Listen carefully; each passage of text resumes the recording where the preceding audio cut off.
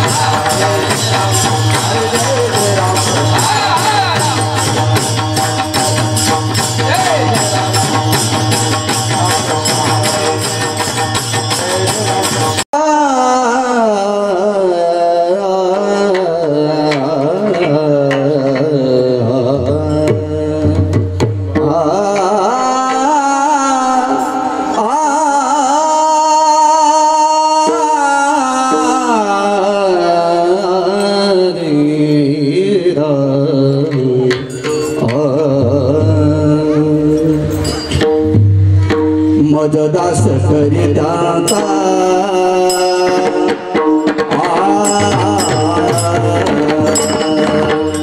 मजदास करिता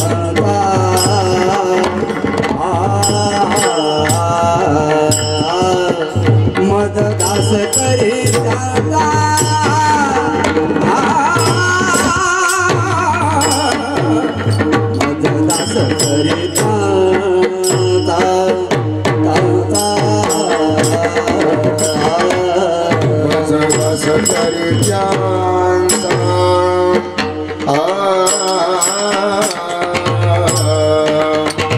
मजदास करित्यांचा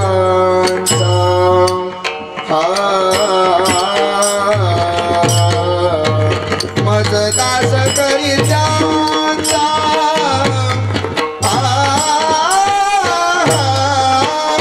मजदास करित्यांचा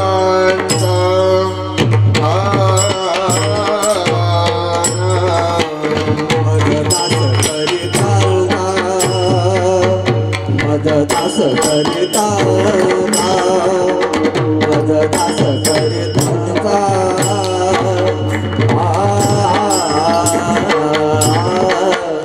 मजदास करिता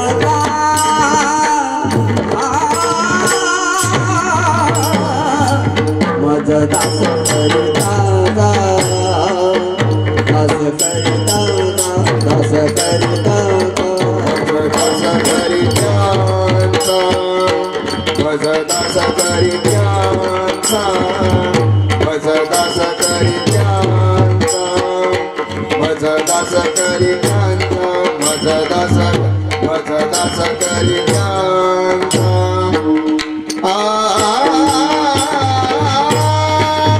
मजदास करित्यांचा मजदास करित्यांचा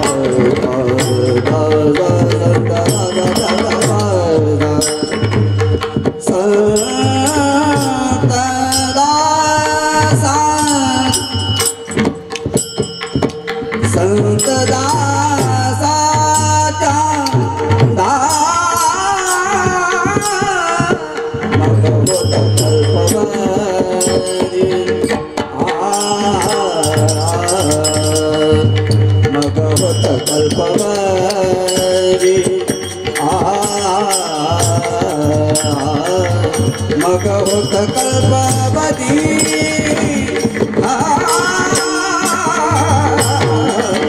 मग होत कल्पवती मग होत कल्पवती संतदासांच्या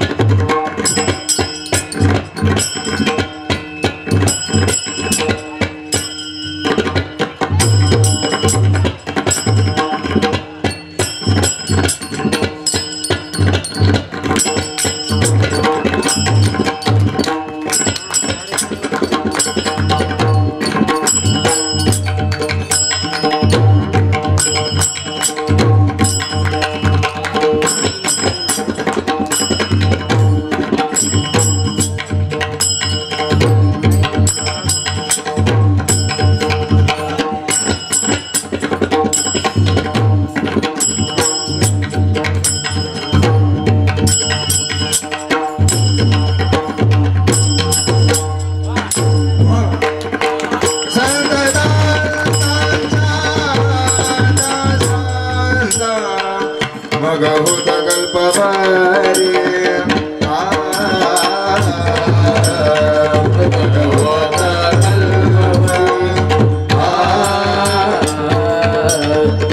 मग होत कल्पवरी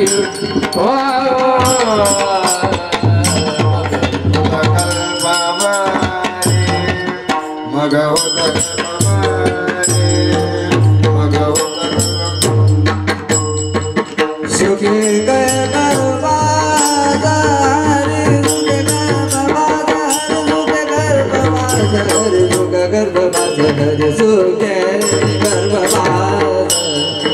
सुखे गर्भवास हरि सुख गर्भवास हरि सुख गर्भवास सुख गर्भवास सुख गर्भवास हरि सुख गर्भवास हरि सा गमधनि धनि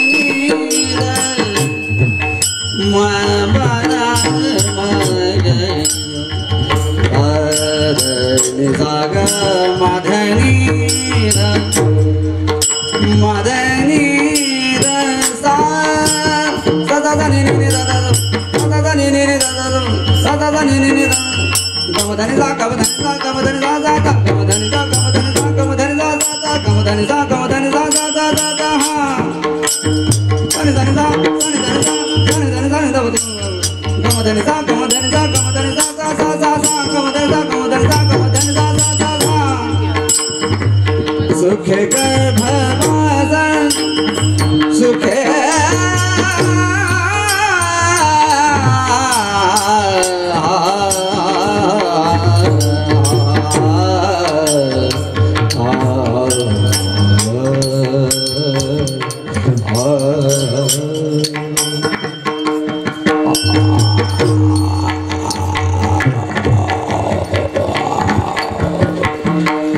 सुखे गर्भवास सुखे गर्भ सुखे सुखे गर्भवास सुखे गर्भवास सुखे गर्भवास हरि सुखे गर्भवास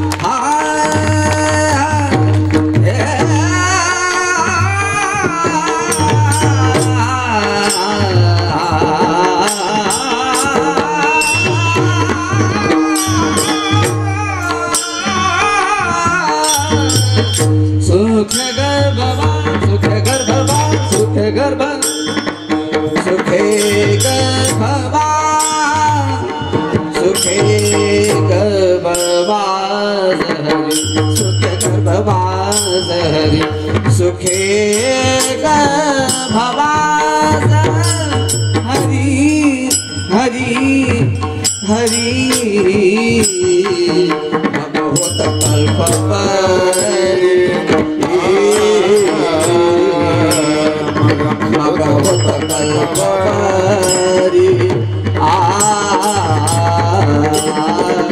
भगवत कल्पवरी भगवत कल्पवरी भगवत कल्पवरी भगवत कल्पवरी सुखे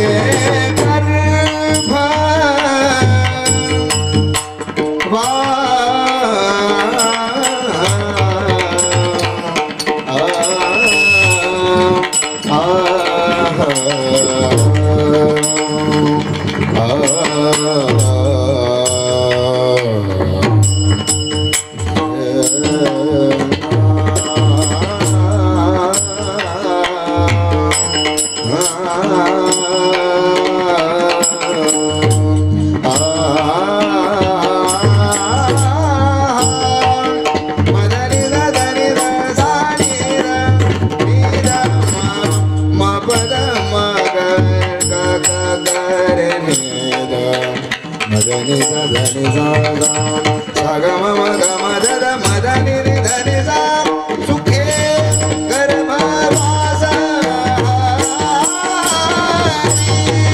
भगवत कल्पवरी भगवत कल्पवरी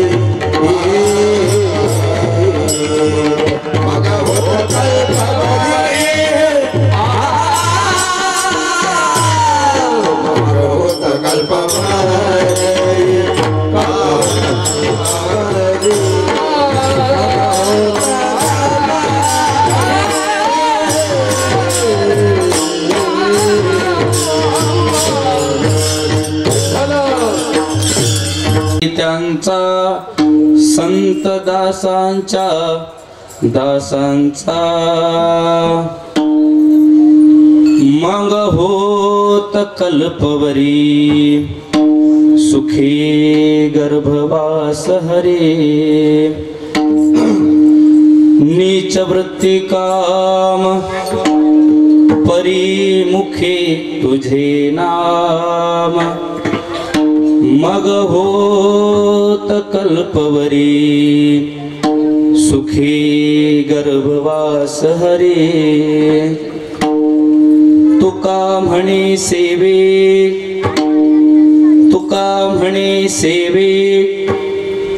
माझे संकल्प वेचावे मग होत कल्पवरी सुखी गर्भवास हरी पांडुरंगा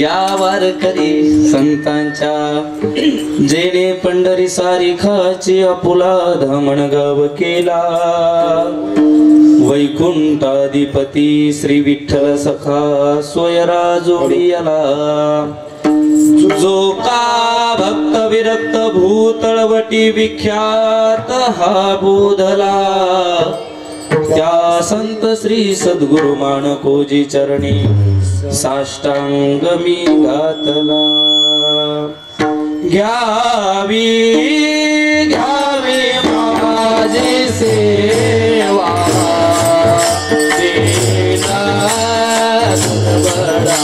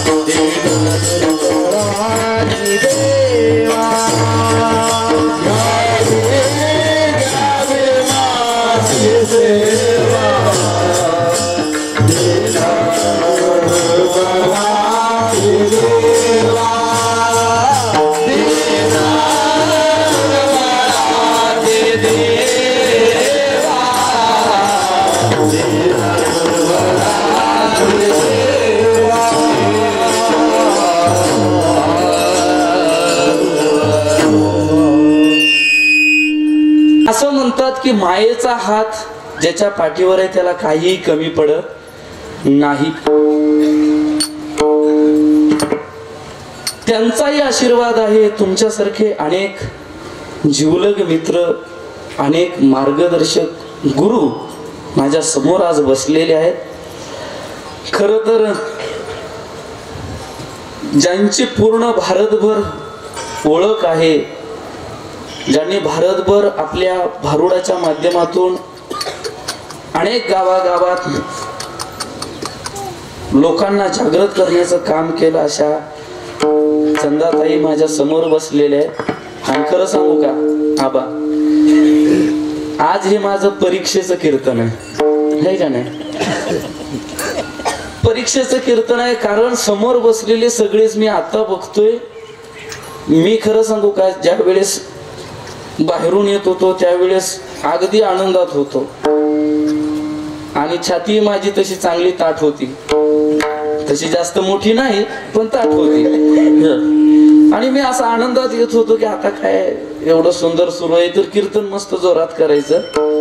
पण ज्या वेळेस इथं उभं राहिलो इथं आणि समोर बघितले महाराज आमचे भास्कर काका बोधले महाराज इथं उपस्थित आहेत. आणि मी का हे सांगतोय की ज्यांनी मला घडवलं, ज्यांनी मला मार्गदर्शन केलं, ज्यांनी मला ज्या गोष्टी चुकतात महाराज तुमचं इथं इथं चुकतंय त्या गोष्टी सांगितल्या, तेच लोक आज माझ्या समोर आहेत. आणि मीही धाडसानं आज कीर्तन करणार आहे. त्याचं कारण असं आहे, अजूनही काय कमतरता असेल तर हीच लोक मला सांगणारी आहेत, म्हणून मी कीर्तन करणार आहे. विठ्ठल विठ्ठल.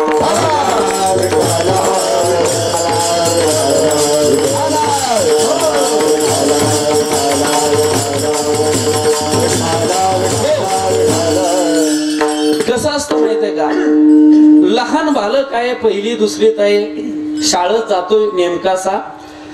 आणि शाळेत गेल्यानंतर आई वडिलांना वाटतं हा वर्षभर काय करतो काय करतो काय करतो.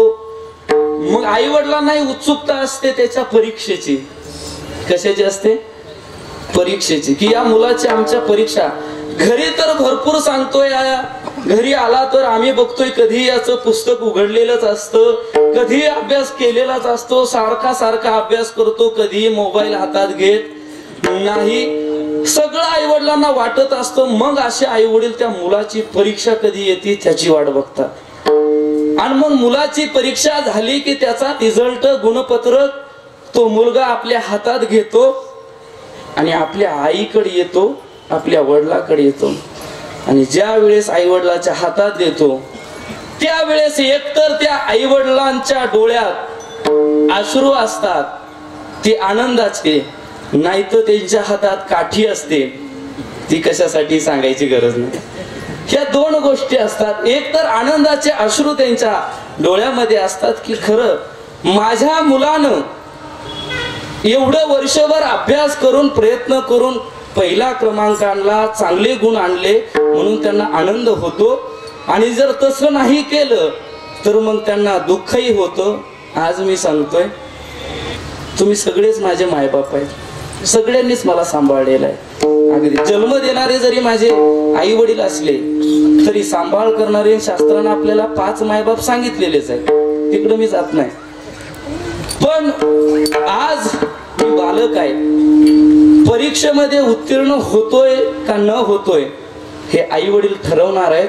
गेली 10 वर्ष झालं पंढरपूरमध्ये 2012 ते 2022 संपलं, आता 23 सुरू झालं. या 10 वर्षामध्ये काय केलेलं आहे, किती अभ्यास केलेला आहे का फक्त मोबाईलच बघितलेला आहे, या सगळ्यांचे उत्तर मला वाटतंय मला तरी आज मिळणार आहेत. आणि हीच परीक्षा देण्यासाठी मी उभा आहे. विठ्ठल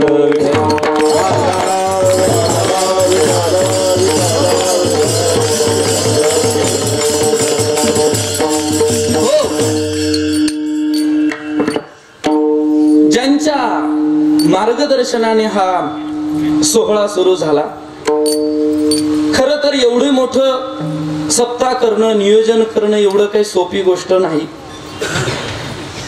पण हे धाडस कुणामुळे करतं माणूस, तर त्याचं एक कारण असतं की आपल्या विश्वास पाहिजे की आपले माणसं जवळचे आहेत. आणि ही एकमेव गोष्ट घडली ती फक्त विश्वासानं. आणि माणसंही आमच्याकडे असे खंबीर आहेत. रामेश्वर महाराज असू द्या, नितीन महाराज असू द्या, महाराज तुम्ही करताय ना, करा, काही अडचण येणार नाही. आणि आलीच तर अर्ध्या रात्री जरी तुम्ही फोन लावला तरी आम्ही तुमच्यापाशी हजर असू, असे म्हणणारे नुसते नाहीत. याही पुढे सांगतो, असे म्हणणारे भरपूर भेटतात, तसेही आहेत. पण खरोखर हे काम सत्यात उतरवणारी माणसं मला अभिमानानं सांगा वाटतं की ते आमच्या दोघांकडेही आहेत. म्हणून हा एवढा मोठा कार्यक्रम पार पडतोय. विठ्ठल विठ्ठल.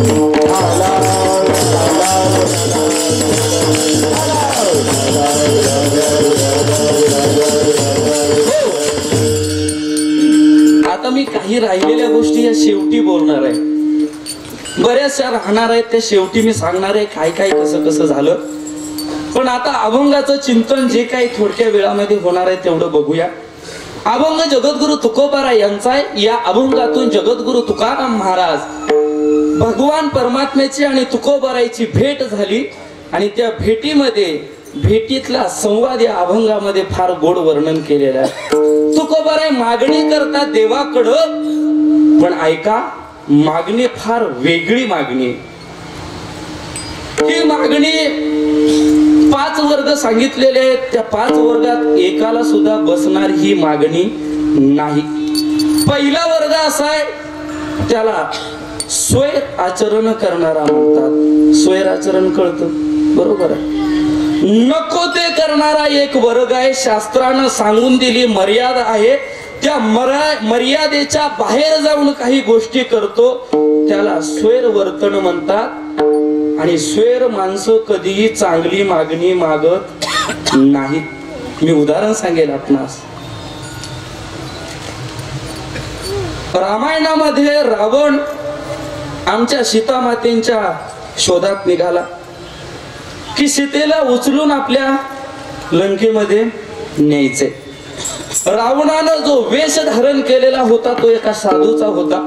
साधूच्या वेशामध्ये रावण त्या कुटीजवळ आला, अरण्यामध्ये आला. आणि आल्याबरोबर भिक्षा मागण्यासाठी पात्र आहे. साधूचा वेश अंगामध्ये धारण केलेला आहे रावणाने. आणि ज्या वेळेस जातो सीता मातेकडे त्यावेळेस समोर एक रेषा दिसते त्याला, ती म्हणजे लक्ष्मण रेषा. आणि लक्ष्मण रेषा ओलांडणार रावण, पण ओलांडता येईना, कारण त्या रेषेचं सामर्थ्य काही वेगळं होतं. रेषा ओलांडता येत नाही रावणाला. हे रावणानं बघितलं, काय करावं. स्वैर माणसाला ते वर्तन करण्यासाठी कोणत्याही थराला जाता आलं तरी ते जातात, पण ते वर्तन करतातच. स्वैर माणसं आणि चांगली मागणी कधी मागत नाहीत, मी सांगतो. मग रावणानं युक्ती केली की अरे आपल्याला आज जाता येत नाही, आतमध्ये सीता आहे, त्या सीतेला तरी आपण बाहेर बोलवावं. आणि म्हणून हाक मारली, भिक्षाम देही. हाक मारल्याबरोबर आतून सीता माता आल्या. बघितलं साधूकडे, कोणतरी साधू दिसतोय, भिक्षेसाठी आला. पण आठवलं की लक्ष्मण रेषा मारलेली आहे आणि सांगून गेलेले आहेत की ही रेषेच्या बाहेर पडायचं नाही. मग काय करावं. सीता मातेनं बोलावलं, रावण साधूजी तुम्ही जात या. साधूनं सांगितलं मी काय आत येणार नाही, कारण जाताच येत नव्हतं.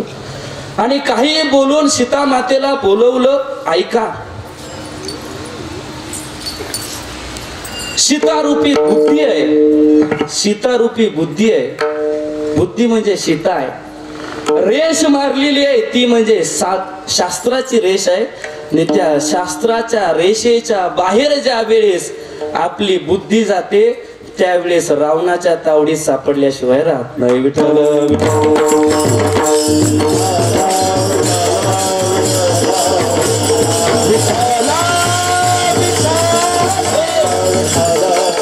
आपली बुद्धी, माणसाची बुद्धी महाराज स्वैराचाराकडे निघाली की समजायचं आपण रावण होतोय. स्वैराचाराकडे आपली बुद्धी निघाली आपल्याला वाटलं की हे वाईट कर्म आहे, तरी सुद्धा आमची बुद्धी ठरवते हे वाईट कर्म करायचं की त्या क्षणाला ठरवायचं. आमची प्रवृत्ती ही रावणाची होत चाललेली आहे. आता ऐका, स्वैर त्याला म्हणतात. माणसाचं वागणं हे शास्त्रानुसार असलं पाहिजे, पण शास्त्र सोडून जे वागतात त्याला स्वैर म्हणतात. आणि त्याच्यामध्ये गणना होते ती पशु पक्ष्याची, प्राण्यांची. पण महाराजांनी वर्णन केलं, या जगामध्ये प्राणी, पक्षी, पशु काय थोडे आहेत का? पण ते सुद्धा जे पाप करतात, ऐका, त्याही पेक्षा जास्त पाप हा मनुष्य करतो. त्याला स्वैर मनुष्य म्हणतात. आणि स्वैराचाराचं वागणं हे काही चांगलं नाही. तो कधीही चांगली मागणी मागू शकत नाही. त्या वर्गातली ही मागणी नाही. कोणती मागणी आहे? मज दास करी त्यांचा. आणि स्वैर माणूस ही मागणी कधी मागू शकत नाही, म्हणून त्या वर्गातली नाही. दुसरा वर्ग आहे तो आपला संसारिक वर्ग आहे. संसारिक वर्गाची मागणी आहे का ही? आपली मागणी आहे का? नाही. आपली मागणी काय असते? वाढावे संतान गृही भावे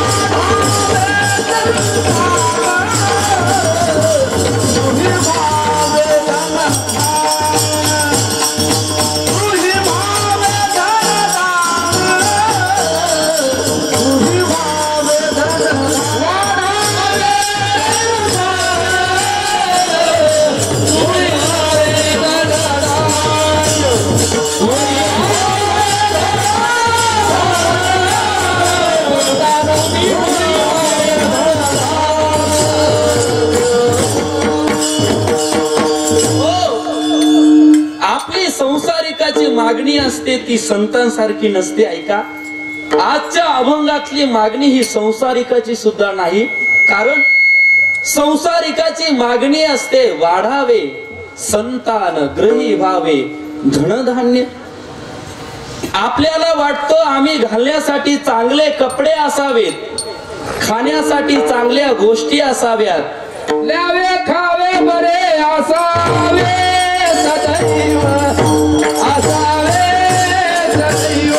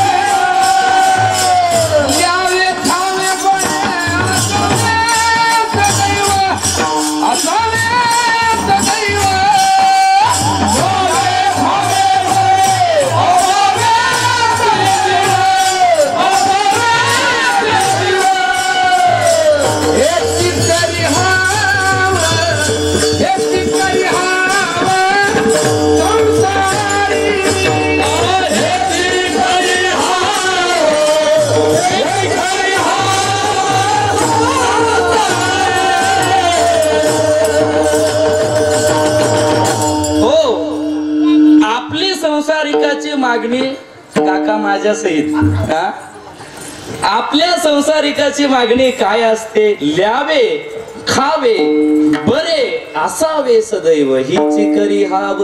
संसारिक आपल्याला वाटतं आम्हाला चांगलं खायला असावं, चांगलं नेसायला असावं, ही आमची आशा आहे, ही आमची मागणी आहे. ऐका, एक जणाला एका मुलीला आता लग्नाचं वय झालं, त्या मुलीचं उपवर झालेले आणि कीर्तनात एका महाराजांनी सांगितलं की देवाकडं स्वतःसाठी काही मागायचं नाही, स्वतःसाठी मागायचं नाही. काय मागायचं ते जगासाठी, दुसऱ्यासाठी मागायचं.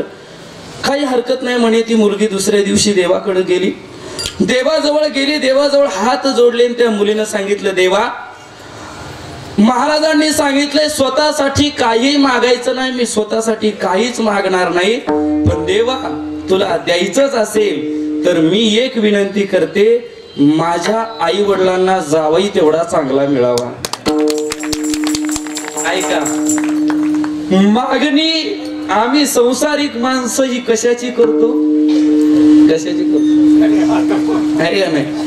आमची मागणी ही संसारातली असते. आपण एवढ्या उच्च मागणीचा विचार सुद्धा करू शकत नाही महाराज. एवढी उच्च मागणी महाराजांनी आज सांगितलेली आहे. ही संसारिकाची मागणी नाही, ही स्वैर माणसाची मागणी नाही. बरं पुढचा वर्ग सांगितलेला ही एखाद्या साधकाची तरी मागणी आहे का. साधक जो परमार्थ मार्गाला लागलेला आहे आणि त्याला तरी वाटतं का की मी दास व्हावं कुणाचा, संतांचा, ही मागणी त्याची तरी आहे का. नाही ना, त्याची मागणी ही नसते.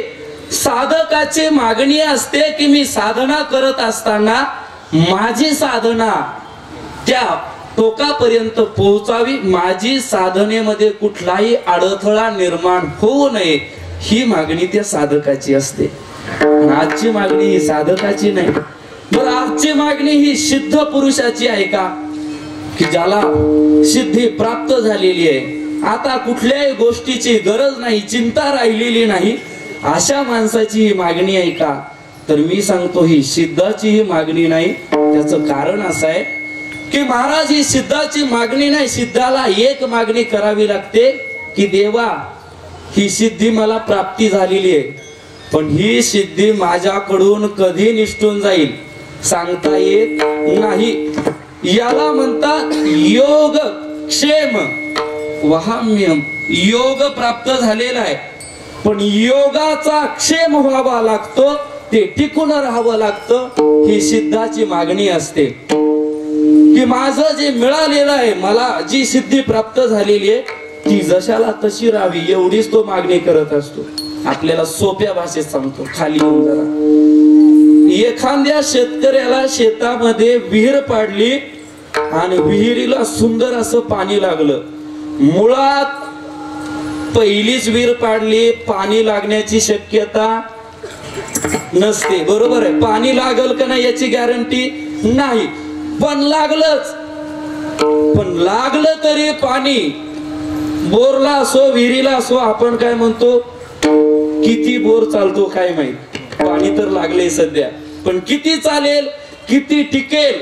आणि मग आम्ही विहिरीला अजून जास्त पाणी लागावं म्हणून त्याच्यामध्ये ते बार फोडतो बघा मोठमोठे, आणि मग खालू अजून अजून अजून आपण उकरत जातो.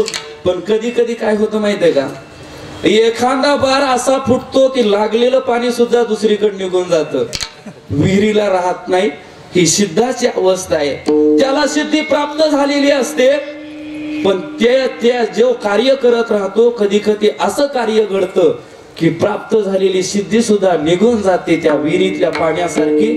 म्हणून तो सतत मागणी करतो की माझी सिद्धी टिकून राहावी. ही सिद्धाची मागणी नाही, ही संतांची मागणी आहे का, तर ही मागणी संतांची सुद्धा नाही. का, अहो संत सांगतात सगळे दुसऱ्या पुढं हात पसरवणं. हात पसरी जिने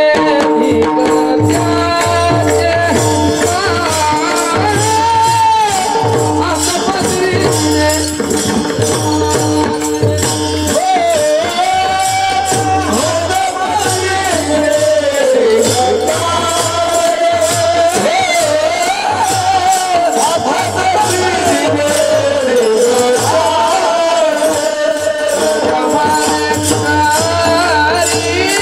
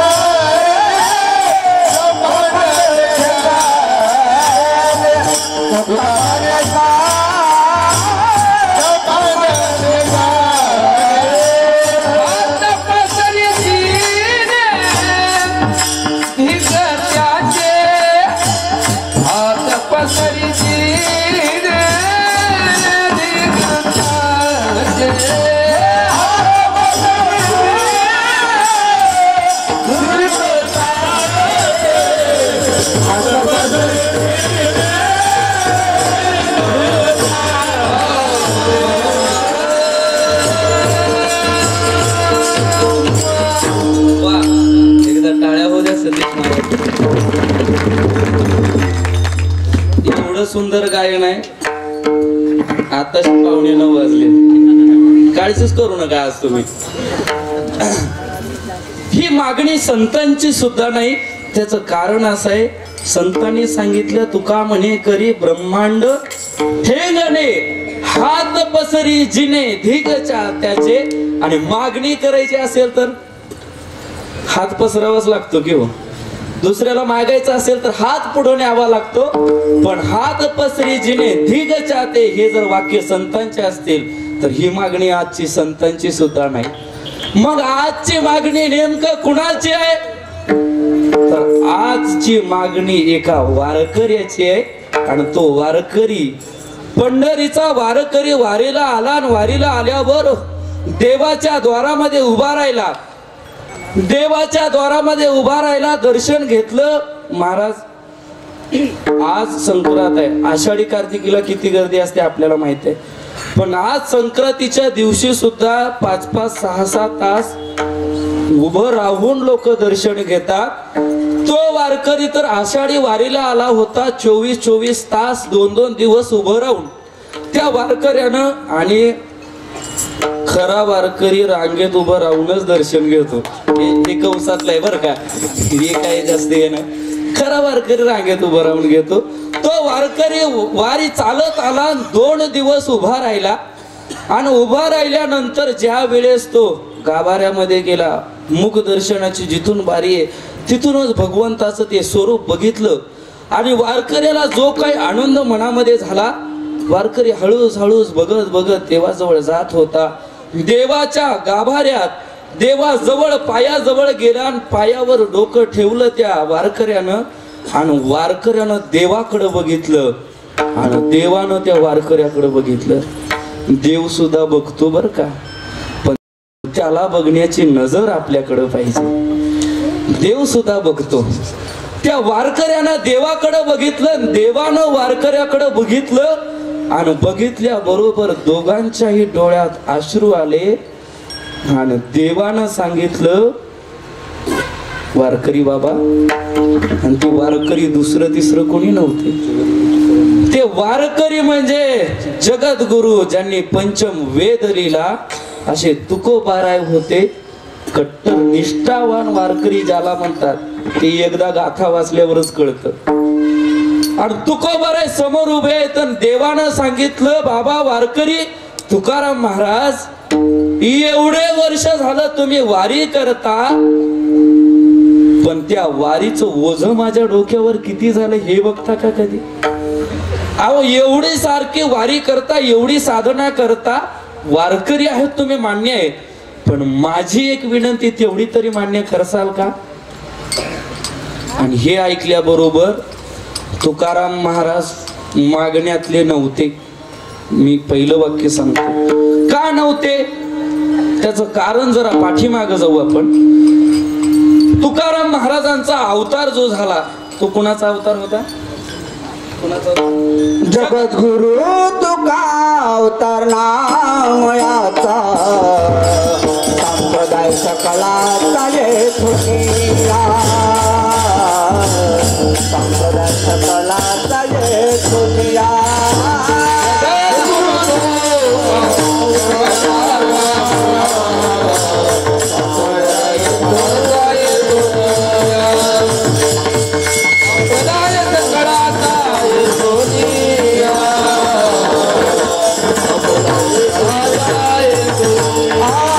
जगद्गुरु तुका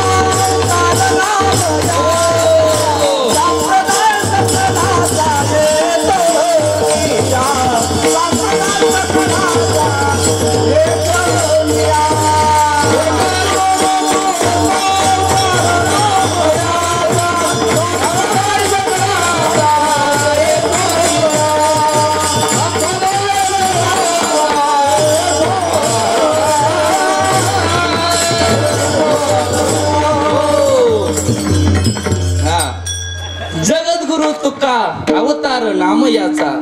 तुकाराम महाराज हे नामदेव रायाचे अवतार होते. ऐका मला जे सांगायचंय. बरं एकच अवतार नामदेव रायाचा झालाय असंही नाही, त्यांचे सुद्धा 4 अवतार पाठीमाग झाले. आणि त्याच्यापैकी एक अवतार महत्वाचा आहे, तो म्हणजे भक्त प्रल्हादाचा अवतार आहे का नाही. नामदेव राय भक्त प्रल्हाद म्हणून अवताराला आलेले होते. त्यावेळेस मागणी जी भक्त प्रल्हादानं केलेली आहे ती मागणी ऐका.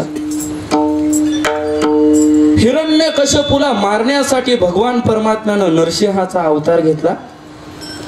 कारण त्याचं पाप एवढं वाढलं होतं. आपल्या राज्यामध्ये प्रभू रामचंद्राचं नाव कुणीही घ्यायचं नाही असा त्याचा संदेश होता, आदेश होता. आणि असे आदेश आता सुद्धा निघायला लागलेत बरं काय. मधातच मंदिरातही निघला होता पण मंदिरातले निघला होता पण मागायला. ऐका, हिरण्यकश्यपूने आदेश काढला की माझ्या राज्यामध्ये एक जणानं सुद्धा प्रभू रामचंद्राचं नाव घ्यायचं नाही, बंदी आहे. आणि ज्याला ज्याला प्रभू रामचंद्राचं श्रीराम श्रीराम नाव आवडत नाही ते कोण, ज्याला ज्याला प्रभू रामचंद्राचं नाव आवडत नाही ते हिरण्यकश्यपू. बरोबर आहे, त्यालाही आवडत नव्हतं. आताही आहेत की हो, काहींना आवडत नाही. आदेश सोडला आणि मग पाप एवढं वाढलं त्याचं की त्याला मारण्यासाठी देवाला अवतार घ्यावा लागला, तो नरसिंहाचा अवतार. अवतार प्रगट झाला, खांबामधून देव बाहेर आला आणि आल्याबरोबर हिरण्यकश्यपूला एवढा क्रोध होता. आता ते पूर्ण चरित्र सांगाय वेळ नाही, पण मांडीवर घेतलेला हिरण्यकश्यपूला आणि मांडीवर घेऊन त्याचं जे पोट फाडलं. असे लांब लांब नख आहेत. पोटातल्या आतड्या ज्या होत्या हिरण्यकश्यपूच्या त्या आतड्या सगळ्या बाहेर काढल्या आणि आपल्या अंगावर अशा घेतलेल्या आहेत. नरसिंहानं अंगावर आतड्या घेतलेल्या बघितलं ना. आता देव एवढा रागात क्रोधात होता. जेवढा कोमल देव आहे का नाही, जेवढा सुंदर आहे का नाही, तेवढाच रागीट आहे महाराज. आणि त्याचा राग बघितला राज्यातल्या लोकांनी. सांगितलं या देवाला नरसिंहाला शांत करायचं तर कोण करेल. कारण याला शांत करणं म्हणजे डोंगर उचलणं. कुणी करायचं शांत भगवंताला. हा विचार पडल्याबरोबर काही प्रधान मंडळी होते, हे होते ते सगळे धावत आले. धावत आळून देवाला विनंती केली, देवा अरे ज्याच्याशी तुझा विरोध होता त्याला तर तू मारलेला आहेस, हिरण्यकश्यपू तर मेलेला आहे, पण आता क्रोध करून काय कामाचा, शांत हो. पण देव काय शांत होईना. प्रधान तसे हुशारच असतात. त्या प्रधानानं सांगितलं कसं आहे म्हणले, पुरुष किती जरी रागावला, किती जरी रागात असला तरी ते दुसरं कुणाचंही ऐकत नसला तर एक जणाचं मात्र नक्की ऐकतो. नाही मला अजून अनुभव नाही, येईल जवळ आहे. एक जणाचं नक्की ऐकतो म्हणे. मग प्रधानाने सांगितलं चला पत्र पाठवा आणि लक्ष्मी मातेला बोलून आणा. लक्ष्मीनं जर बोलली लक्ष्मी माता देवाला तर देव निश्चित शांत झाल्याशिवाय राहणार नाही. होईल म्हणले शांत. मग काय, लक्ष्मीकडे दूध गेला आणि लक्ष्मी मातेला सांगितलं, माते अहो विनंती आहे आमची. काय, देवानं नरसिंह अवतार घेतला आणि एवढ्या क्रोधात भगवान परमात्मा आहेत, त्या देवाला शांत करणं शक्य नाही. तुमच्याशिवाय दुसरं कोण शांतही करू शकत नाही. तुम्ही या. आता बायांना खरं वाटतच तसं, मी बोलल्यावर शांत होत नाहीत होय. लक्ष्मी मातेला वाटलं मी आले म्हणजे देव शांत झाले. आणि लक्ष्मी मातेने सांगितलं पण ते तसे शांत होत नाहीत. त्यांचा उपाय जरा वेगळा आहे. माझ्याकडे आहे, ताट वगैरे केलं, सजवलं सगळं, हार वगैरे त्याच्यामध्ये, कुंकू दिवा आणि ओवाळण्यासाठी लक्ष्मी मातेनं ते ताट घेतलेलं आहे. राजवाड्यातून ज्या ठिकाणी भगवान परमात्मा बसले होते राजसिंहासनावर, त्या ठिकाणात त्या गाभाऱ्यात लक्ष्मी माता शिरल्या आणि ते पोटातले आतडे सगळे गळ्यात आणि तो रूप अवतार बघितला. लक्ष्मी मातेच्या हातातलं ताटच खाली पडलं महाराज. आणि लक्ष्मी मातेच्या माघारी फिरल्या. दूत सांगतायत, प्रधान सांगतायत, माताजी अहो तुमच्याशिवाय देव शांत होत नाही. आणि तुम्हीच माघारी सांगितलं जाताय. लक्ष्मी माता म्हटली कोणताही क्रोध शांत होईल, पण हा माझ्याच्याने होणं शक्य नाही याची गॅरंटी मला वाटत नाही. मग भगवान परमात्म्याचा क्रोध शांत कशानं करायचा, आणि सगळ्यांनी एक हाती निर्णय घेतला की ज्याच्यासाठी भगवंतानं हा अवतार घेतलेला आहे त्या प्रल्हादालाच देवाजवळ नेऊ, म्हणजे देव शांत होते. आणि भक्त प्रल्हाद भगवान परमात्म्याच्या या विठ्ठल विठ्ठल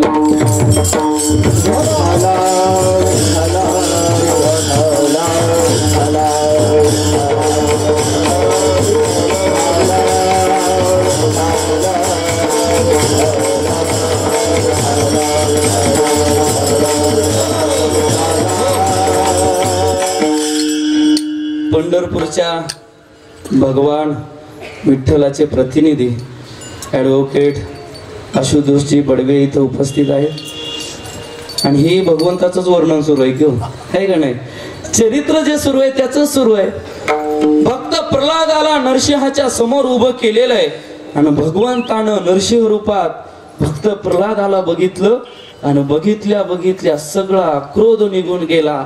मायेच्या हातानं भगवान परमात्म्यानं नरसिंह अवतार उचलून घेतला कडीवरी भक्त सुखे निवारा, भक्त सुखे निवारा, भक्त सुखे उचलून घेतला कडीवरी भक्त सुखे निवारा, भक्त सुखे निवारा, भक्त सुखे निवारा. प्रल्हाद उच्चारी नाम हो राम प्रल्हाद उच्चारी दया सोडवी नरहरी, दया सोडवी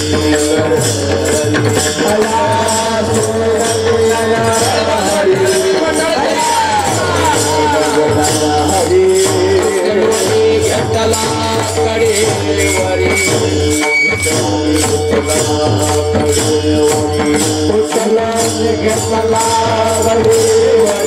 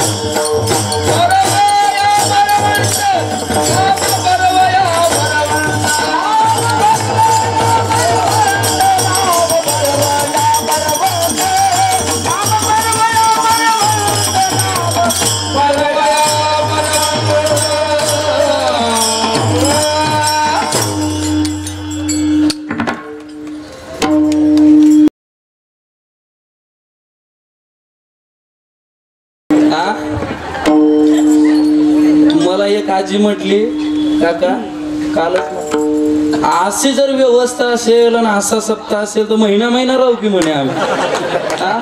मी म्हणलं 7 दिवसात आमचं काय झालंय आम्हाला माहित आहे. चला, फक्त प्रल्हादाला नरसिंह अवतारात भगवान परमात्म्यानं मांडीवर उचलून घेतलेलं आहे आणि उचलून घेतल्यावर भक्त प्रल्हादाचा आणि देवाचा जो संवाद आहे तो मी आपल्या समोर मांडतो. फार गोड संवाद आहे. देवानं सांगितलं भक्त प्रल्हादाला, प्रल्हादा अरे तुझ्यासाठी हा माझा एकमेव अवतार झालेला आहे, तुझ्यासाठी अवतार घ्यावा लागला, मी घेतलेला आहे. ते एक काम कर, अतिशय खुश आहे मी तुझ्यावर, आनंदित आहे, प्रसन्न आहे. तुला काय मागायचं असेल तर आज मागून घे. आणि भक्त प्रल्हादाला देवानं सांगावं तुला काय मागायचंय ते माग. पण प्रल्हादानं सांगितलं, देवा अरे मला काहीच मागायचं नाही, माझ्यासाठी साक्षात देवानं अवतार घ्यावा एवढी मोठी ताकद असेल तर अजून काय मागायचं, मला काही मागायचं नाही. तू अवतार घेतलाय ना माझ्यासाठी, बस हे खूप झालं मला. तरी देवानं विनंती करावी, नाही नाही प्रल्हादा काहीतरी माग, तू माझ्याकडं काहीतरी माग. आणि मग त्यांचा विवाद सुरू झाला. महाराज प्रल्हादानं सांगितलं, देवा अरे तुझ्या अधिकारानं बोलतोय, तू असेल देव. बघा वाक्य प्रल्हादाचे. प्रल्हादानं सांगितलं, देवा तू असेल देव, तू अवतारही घेतला असेल, पण हे राज्य ज्यांचं आहे ते हिरण्यकश्यपू आणि त्यांचा एकमेव मुलगा मी. बाप मेल्यावर राज्य कुणाचं होतं? मुलाचं होतं. आणि प्रल्हादानं सांगितलं, माझा बाप गेलेला आहे, आता या राज्याचा राजा मी आहे आणि सध्या तू माझ्या राज्यात आहे. मी राजा असल्यामुळं मी तुला सांगतो, देवा तुला काय मागायचं असेल तर माग. देवाला आश्चर्यच वाटलं. देव म्हणत होते प्रल्हादाला, प्रल्हादा काहीतरी माग. प्रल्हादानं सांगितलं, देवा अरे मी राजा आहे, तू माझ्या राज्यात आलेला आहे, तुलाच काय पाहिजे असेल तर माग. आणि मग देवानं मागणी केली. देवानं सांगितलं, प्रल्हादा मी जी मागणी मागेल ती तुला द्यावी लागेल. हरकत नाही म्हणे, मी राजा आहे, माझं कर्तव्य आहे देणं. माग देवा मागणी. देवानं सांगितलं, प्रल्हादा माझी मागणी एकच आहे, तू माझ्याकडं काहीतरी मागावं एवढीच माझी मागणी आहे. तू माझ्याकडं काहीतरी मागावं एवढीच माझी मागणी आहे. आणि मग आता तर अडकलो ना वाक्यात, आणि हे वाक्य कसे फिरवायचे हे त्यांना चांगलं माहित आहे का नाही. ते महाराज कोर्टातले फिरवतात ते वाक्य फिरवलं भगवान परमात्म्यानं. प्रल्हादा, अरे मागणी मी केलेली, आता मागणी पूर्ण करायची. माझी एकच मागणी आहे, तू माझ्याकडं काहीतरी मागावं एवढी माझी मागणी आहे. तोही भक्त प्रल्हाद होता. प्रल्हादानं सांगितलं, देवा आता माझी मागणी आहे, तुला जर मला द्यायचंच असेल काही तर इथून पुढं मी तुझ्याकडं काही मागू नये, एवढीच मागणी मला दे. महाराज हे वाक्य ऐकल्याबरोबर मागणीचा विषय संपला. प्रल्हादानं सांगितलं, देवा इथून पुढे मला काही मागण्याची तुझ्याकडं नाही, कुणाच पुढे इच्छा सुद्धा निर्माण नाही झाली पाहिजे, अशी मागणी मला दे. आणि संवाद ज्यावेळेस संपला, आता इकडे या तुकोबारायाकडं, जे भगवान परमात्म्याच्या गाभाऱ्यात उभे देवासमोर. अवतार प्रल्हादाचाच आहे तुकोबाराय. मग त्या अवतारात प्रल्हादानं देवाकडं मागितलं नाही, आणि या अवतारात तुकोबाराय देवाकडं कसं मागतात हा प्रश्न आपल्या समोर निर्माण होतोय. कसं मागतात तुकोबाराय? पण तुकोबाराय मागतात त्याच्या मागचे कारण असे आहेत. तो काळ वेगळा होता, आताचा काळ वेगळा आहे. जरा वेगळं सांगणार आहे मी सुद्धा, आहे का नाही. आताचा काळ वेगळा कसा आहे, त्या काळातल्या बऱ्याच लोकांना कळत होतं की देवाजवळ गेल्यावर काय मागावं, आहे का नाही. नेत्याकडे गेल्यावर काय मागावं आणि गुरुकडे गेल्यावर काय मागावं, त्यावेळेसच्या लोकांना कळत होतं. एक जणाला राजा प्रसन्न झाला, म्हणे काय मागायचं ते माग. हा बहादर शेतकरी होता. हा म्हटला काय नाही, सकाळपासून तंबाखू आहे पण चुनाच मिळत नाही. राजा प्रसन्न झाला आणि तंबाखूला चुना मागितला तर काय अर्थ नाही. ऐका, त्या काळात मागणी कळत होती. हा काळ वेगळा आहे, तुकोबारायचा काळ कलियुगाचा आहे. आणि तुकोबाराय देवाकडे उभारतात आणि देवाला सांगतात हे आपल्या वतीनं आहे. तुकोबाराय तर वेगळेच होते, पण तुकोबाराय आपलं मागणी पत्र घेऊन देवाकडे गेलेले आहेत. आणि देवाला तुकोबाराय मागतात, देवा तुला जर काही द्यायचंच असेल तर एकच दे, मला दास कर. अभंगाचं पहिलं चरण.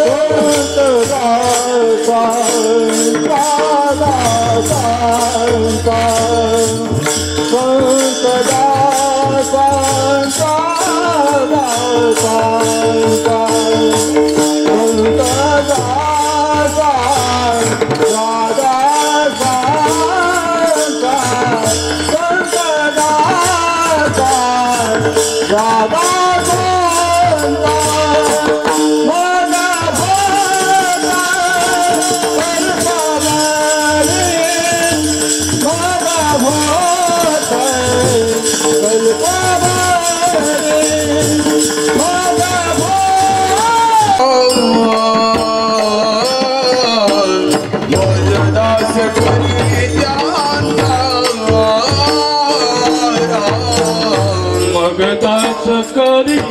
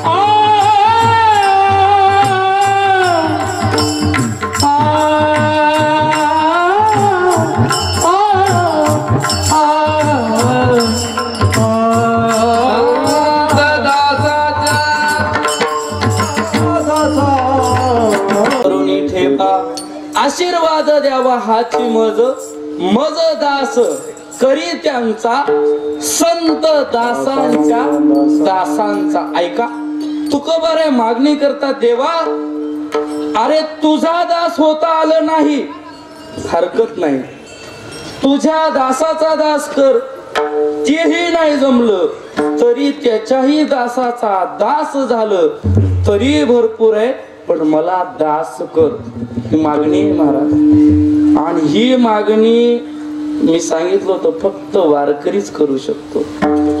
5 वर्ग सांगितले त्यातला कोणी करू शकत नाही. ही मागणी फक्त वारकरी करू शकतो. दास कर देवा मला दास. आणि दास या शब्दाचा अर्थ काय काय? दास वेगळा, नौकर वेगळा आणि सेवक वेगळा, बरं का? हे तिन्ही वेगवेगळे.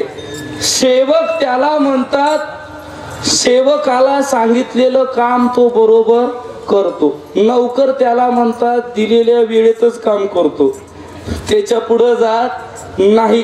जेवढी वेळ आहे तेवढं पगारापुरतं काम करतो त्याला नौकर.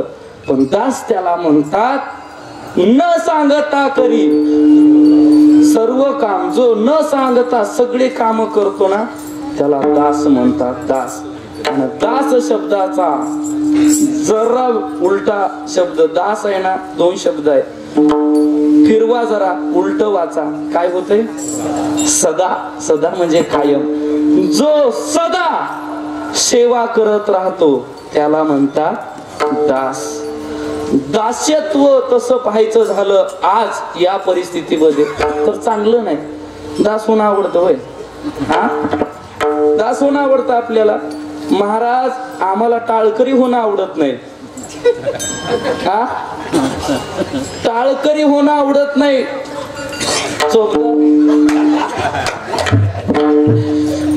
टाळकऱ्याला वाटतं निदान निदान काही नाही तर काय नाही, एखादी तरी चाल यावी, आहे का नाही? गायक एखादी चाल आली त्याला वाटतं लय नाही पण आणि तर हरिपाठ वाजवणं पुरतं तरी पखवाज थोडा तरी यावा, पखवाजाला वाजतं कीर्तन तरी यावं, आहे का नाही? प्रत्येकाला दास कुणालाही भाव वाटत नाही महाराज. दास होणं कुणालाही आवडत नाही. पण तुकोबार आहे, मागणी करता देवा मला दासच कर. मी दास झालो पाहिजे का महाराज? आम्ही दास नाही का? आम्ही दास नाही, आम्ही दास आहे की हो, पण कशाचे? कारे दास होसी संसाराचा खर.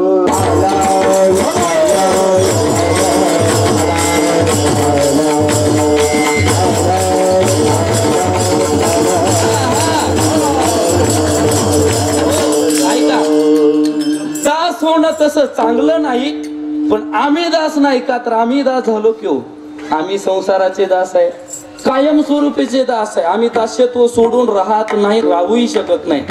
सोपं उदाहरण देतो 2 मिनिटात, वेळ नाही घेत आता. एका राजानं विचार केला, राजा आणि प्रधानानं. राजा म्हटला प्रधानाला, प्रधान आपल्या या राज्यामध्ये अतिशय हुशार व्यक्ती कोण असेल तर त्याला बोलवा. तो व्यक्ती असा पाहिजे जो आपल्या बायकोचं ऐकत. स्पर्धा ठेवा म्हणे, आपल्या बायकोचं ऐकत नाही असा एक तरी व्यक्ती. किती व्यक्ती आहेत आपल्या राज्यात बघूच. स्पर्धा ठेवली, प्रधानानं जाहीर घोषणा केली राज्यामध्ये की महाराजांनी एक स्पर्धा ठेवली, बक्षीसही चांगलं आहे. स्पर्धा अशी ठेवलेली आहे की जो आपल्या राज्यामध्ये बायकोचं ऐकत नाही त्याला ते बक्षीस मिळणार आहे. दुसऱ्या दिवशी ही गर्दी राजवाड्यामध्ये झाली. काहींनी विचारलं का हो बक्षीस काय आहे? बक्षीस प्रधान दाखवत होता. प्रधान म्हणला, जो आपल्या बायकोचं अजिबात ऐकत नाही त्याला हा सुंदर सजवलेला घोडा मिळेल, आणि जे ऐकतात त्यांना 1 किलो सफरचंद घरी नेऊन द्यायला. ऐकणं, स्पर्धा ठेवली. एका बाजूला 1 किलो सफरचंद आणि एका बाजूला शानदार सजवलेला घोडा आहे. रांग लागली होती. मला सांगा सगळ्यात जास्त रांग कुणीकडे असेल?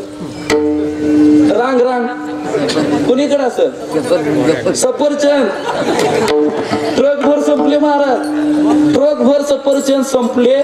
सायंकाळची वेळ होत आली पण अजून एक सुद्धा माणूस म्हणे ना की मी बायकोचं ऐकत नाही. सायंकाळच्या वेळेला ह्या मिशा बहारदार, मिशा बहारदार अशा एवढा उंच पुरा, पायात कोल्हापुरी चप्पल आणि एक आडदंड माणूस त्या राजवाड्यात घुसला आणि घोडा सोडायला सुरुवात केली. प्रधानाने विचारलं, का रे घोडा का सोडतोय? तो म्हणला, तुमची स्पर्धा काय आहे? जो बायकोचं ऐकत नाही त्यानं घोडा घेऊन जायचा. हा पठ्या बायकोचा अजिबात ऐकत नाही, मी या स्पर्धेत जिंकलो, मी घोडा घेऊन जाणार. राजाला आनंद झाला, निदान एक तरी आहे जो बायकोचं ऐकत नाही.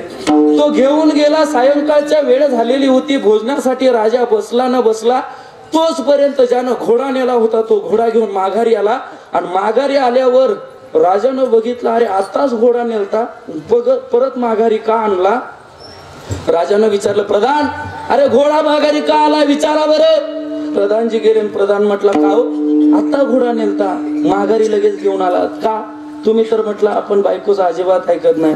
तो म्हटला, अहो घरी घोडा नेला पण हा घोडा लाल कलरचा आहे. आमच्या बायकोनं सांगितलं तुम्हाला काही कळतं का नाही, काळ्या रंगाचा घोडा आणायला पाहिजे होता, लालचा कशाला आणला, माघारी दे. आणि हा पठ्या बायकोचं ऐकत नाही. ऐका, घोडा माघारी दिला. त्या प्रधानानं सांगितलं घोडा कुठ्याला बांधा, कुठ्याला, आणि 1 किलो सफरचंद घेऊन घरी जा. घरी गेला पण प्रधानाला काय सायंकाळच्या वेळेला झोप आली नाही. झोपेची वेळ झालेली. रात्रीच उठून प्रधानाला राजाजवळ, राजाला विचारलं, राजे साहेब तुम्हाला काही कळतं का नाही म्हणे, एवढ्या राज्याचे राजे, अहो स्पर्धा ठेवायची ती तुलनात्मक ठेवायची, एकीकडे घोडा ठेवला आणि एकीकडे सफरचंद ठेवला, कसे लोक येतील, काय करतील, चांगली स्पर्धा ठेवली पाहिजे. राजानं सांगितलं, प्रधान हेच मी राणीला सांगत होतो पण ती ऐकतच नाही.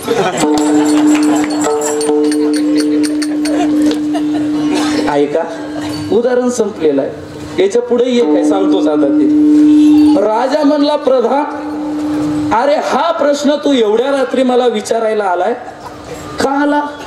प्रधान म्हणला, आमच्या घरची दमच खाई ना. आमच्या घरची म्हणजे आता जा. राजाला विचारला, हाशी स्पर्धा का ठेवली? म्हणून आलो. उदाहरण सोपं आहे, प्रत्येक जण दास झाला तो संसाराचा दास आहे. तुम्ही आम्ही संसाराचे दास झालो. ऐका, पण तुकोबारायने जी मागणी केली, मला दास कर देवा. अहो पण देवानं सांगितलं, तुकोबाराय तुम्ही जर दास झाले तर दास झाल्यावर तुम्हाला पुन्हा पुन्हा जन्म घ्यावा लागेल, त्याचं दुःख भोगावं लागेल. ते दुःख तुम्ही सहन करणार का? तुकोबारायने सांगितलं, मग सुखात असतो तो मालकाला घेता येत नाही, बरोबर आहे का नाही? आनंद दास जो घेतो, तिथं उभा राहिलेला मुलगा जेवढा या कीर्तनाचा आनंद घेतो ना, तेवढा ते संयोजकाला नाही घेता येत. मीच आहे ना, मला माहित आहे, घेता येत नाही, त्याच्या मागे फार असतं. तसं दास होणं चांगलं. आणि देवा मला दास होऊ दे इथला. ऐका, मग किती जरी जन्म आले, किती जरी जन्म आमचे झाले, कल्पावरी झाले, तरी आम्हाला दास व्हायला आवडते पंढरपूरचाच, इतरत्र नाही. पंढरपूरचा दास व्हायला फार आवडेल. इथला आनंद कुठं नाही. आणि मग कसंही काम असू द्या, किती खालच्या दर्जाचं असू द्या, ते काम करायला देवा आम्ही तयार आहोत.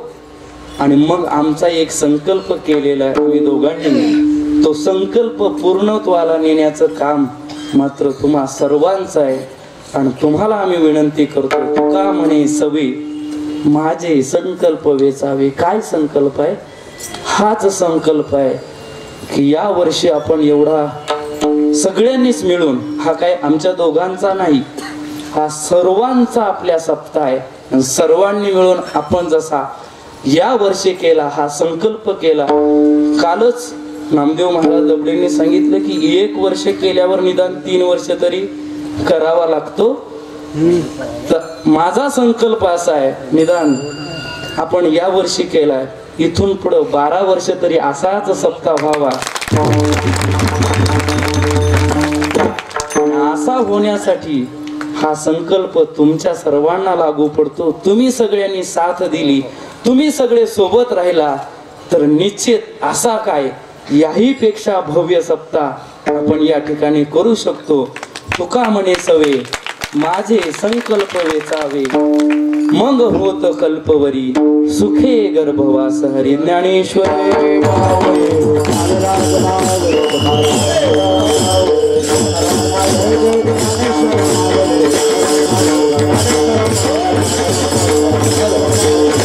माता माऊली असतील, पुरुष वर्ग, हे आपल्यावर, नितीन महाराज, माझ्यावर, आमच्या संस्थेवर मनातून प्रेम करणारी, जीव लागणारी सगळी मंडळी आहेत.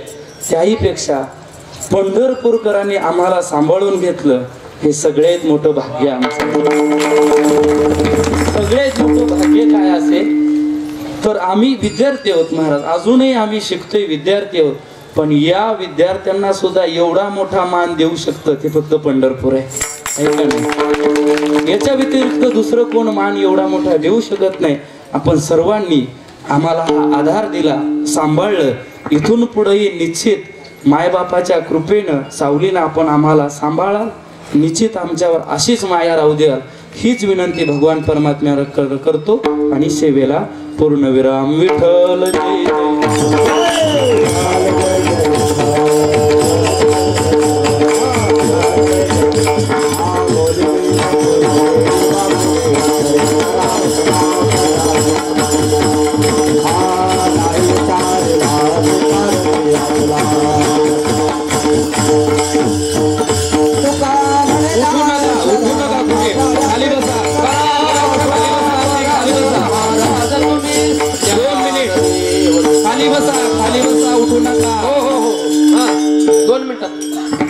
मिनिट 2 मिनिट सेंदूर सेना तालुका औंढा जिल्हा हिंगोली. काय जादू केली रामेश्वरे, मिळविले गोपाळ केली पंढरीच ख्याती. कौतुके हे करीती संतजन. आजच्या या हिंगोली जिल्ह्यातून आलेल्या कीर्तनकारासाठी जोरदार टाळ्या होत्या एकदा. कुंडली कवरदार विठ्ठल ज्ञानदेव तुकाराम पंढरीनाथ भगवान की जय. सेंदूर सेना हे गावकऱ्यासाठी पहा लेकुराचे हित पाहिलं तुम्ही.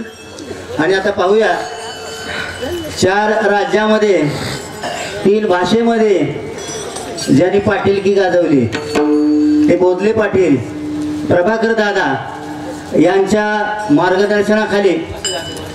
आणि अध्यात्म काय असतं हे महाराष्ट्राला पटवून कीर्तनातून देणारे डॉक्टर जयवंत महाराज बोधले यांच्या मार्गदर्शनाखाली सुरू असलेला हा अखंड हरिनाम सप्ताह. या सप्ताहासाठी ज्यांची या ठिकाणी उपस्थिती लावलेली आहे त्यांचं या संस्थेच्या वतीनं विठ्ठल रुक्मिणी आध्यात्मिक वारकरी शिक्षण संस्थेच्या वतीनं ऋण व्यक्त करण्यात येत आहे. आणि त्यांच्या ऋणातून उतराई होण्याचा हालपसा प्रयत्न या ठिकाणी आम्ही करीत आहोत. काय देऊ यासी व्हावी उतराई ठेविता पायी जीव थोडा. या आजच्या मागणीपर कीर्तनासाठी उपस्थित झालेले पांडुरंगाचे मुख्य या ठिकाणी पुजारी ॲडव्होकेट आशुतोष महाराज बडवे यांचा